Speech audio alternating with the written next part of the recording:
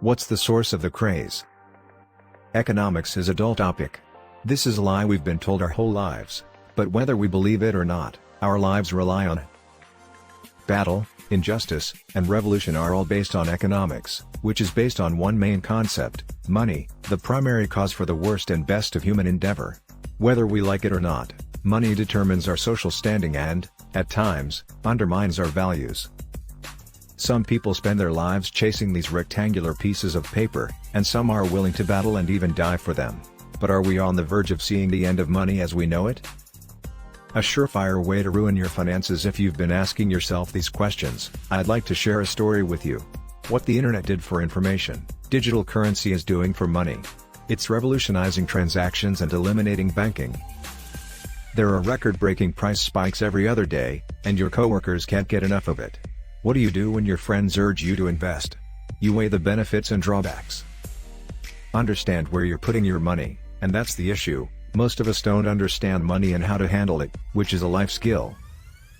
We weren't taught much but basic computing in school, because when money changes forms, the first thing you want to do is understand it, and that's exactly what we'll do today.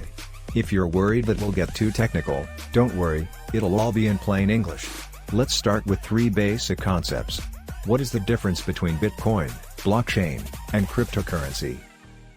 Next, let's go through those concepts.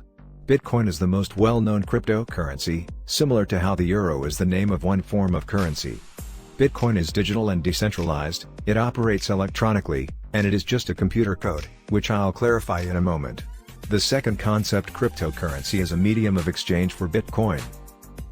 Crypto means data encryption, which guarantees the security of transactions in the same way as notes and coins do for rupees and dollars.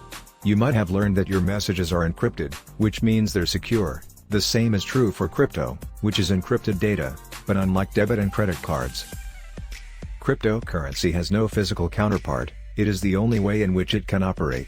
The third concept is blockchain, which is the technology that allows cryptocurrencies to exist.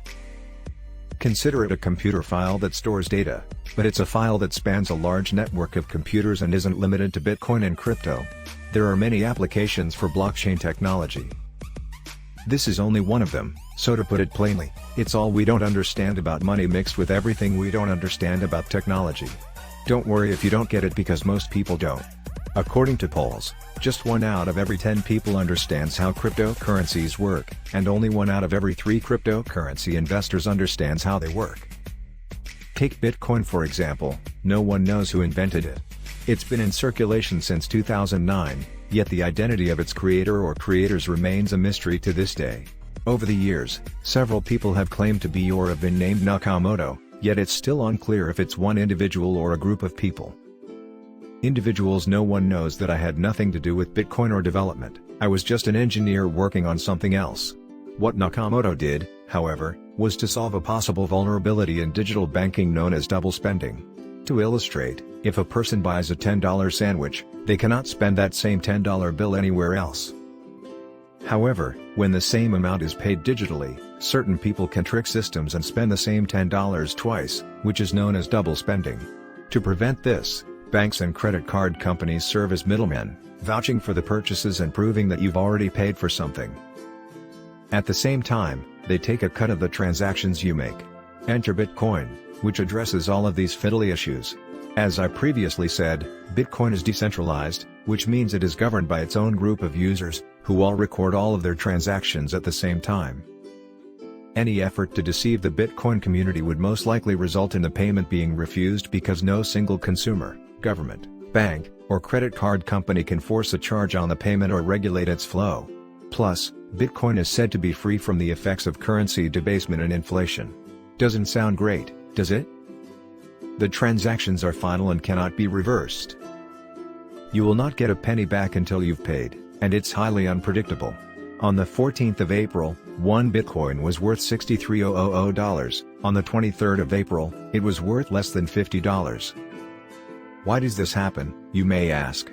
Because, like anything else, the price of Bitcoin is determined by supply and demand.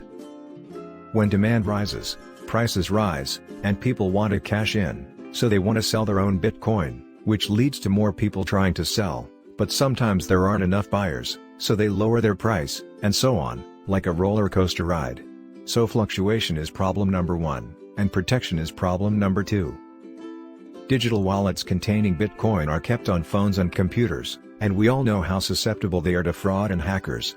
In 2016, a Los Angeles hospital spent $17,000 on illicit transactions after hackers took control of its computers for more than a week, so if you have a significant amount of money invested in Bitcoin, you should be concerned. Avoid visiting those strange and suspicious websites and build passwords that are difficult to guess. There are over 4,000 cryptocurrencies in the world. Why are there so many? Because the main software used to build a crypto is open source, which essentially means that anybody can use it. They can be made by anyone, so there is a Litecoin Namecoin, Peercoin, Gradecoin, Ripple Prime Coin Order, Mazercoin Stellar, and Dogecoin, a cryptocurrency that began as a prank and has since become popular. In 2013, 2 software engineers used the image of a dog to create this cryptocurrency as a joke with the goal of making fun of how people deal with money. On the 20th of April, Dogecoin's market capitalization soared to more than $50 billion, making it worth more than Ford and Marriott, all thanks to Dogecoin supporters who used hashtags and social media posts to fuel its price. This episode is both hilarious and interesting because it tells you about the times. We live in an era where online campaigns can have a remarkably large effect on the market price of something, where satire can be converted into a real commodity, where Dogecoin is worth $50 billion because people believe it is worth $50 billion. You know what they said about the influence of what you believe in? Maybe this was it. It's the same for Bitcoin, it has value because people believe it does. Consider these shoes with human blood, they're worth $1,000 because the designer assumed anyone would pay $1,000 for those shoes, which he was entirely correct about because all of these shoes have been sold out. What would this mean? That the overwhelming majority of people interested in cryptocurrency are simply following the craze and giving it a try. The United Kingdom is developing a currency known as Bitcoin. Cryptocurrencies are not recognized in Russia. China retaliated, but then reversed its stance. In India, Beijing now refers to it as alternative investment. Although cryptocurrency is not legal tender, some people invest in it because their peers do.